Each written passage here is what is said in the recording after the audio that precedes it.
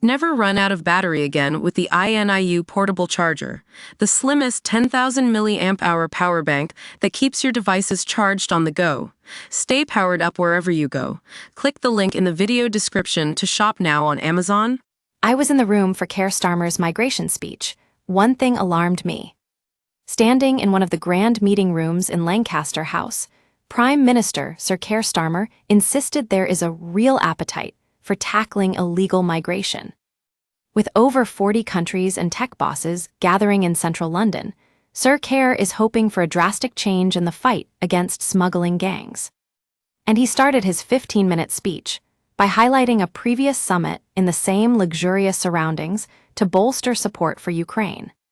Sir Keir, addressing Europe's biggest land war since 1945, added, "We can only deliver it by taking bold action at home, with the biggest increase in defense spending since the Cold War." This comparison really concerns me. Kyiv has repeatedly throughout the war called for more support in the form of air defense systems, missiles, tanks, fighter jets, and political backing.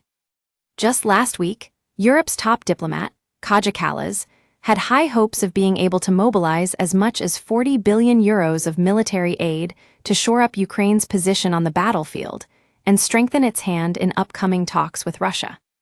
But the plan is effectively laying in tatters and has been significantly watered down. Indeed, there are many people here who believe Sir Keir Starmer's commitment on defense spending doesn't go far enough. So, is history going to repeat itself? Are we in a position where action fails to match the undoubtedly tough rhetoric? Home Office figures point to the scale of the crisis.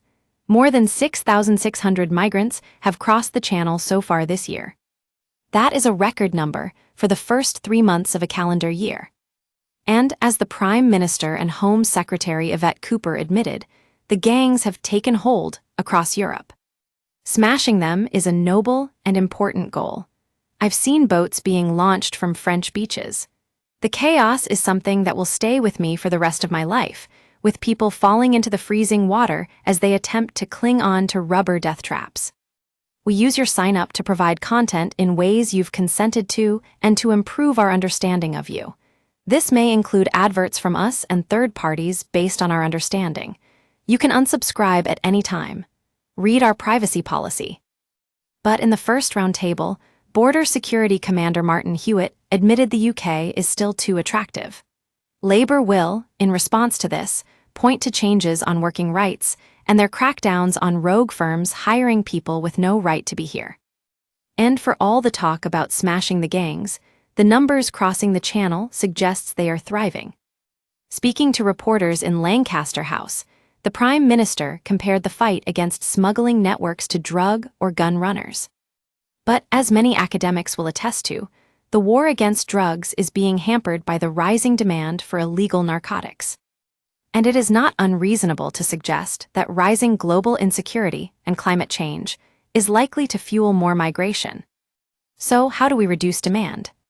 Migrants currently believe that if they can get to the UK, they can stay. They will lodge asylum claims and, in many cases, disappear. The answer, it seems, is twofold. More must be done to stop the boats reaching the median line in the Channel. Currently, smugglers know that if they can get their boats into the water, they have effectively done their job. Border Force will detect the vessel and take the migrants to safety. Getting to the point where France takes migrants back to the coast is, in my view, critical.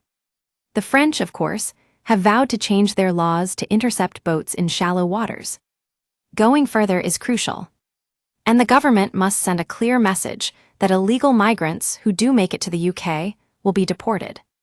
Labour insists they are returning more people than the Tories have for 8 years.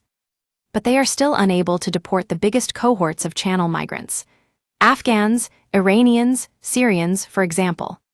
So the cancellation of the Rwanda scheme is a question that Keir Starmer will face until a replacement is set up.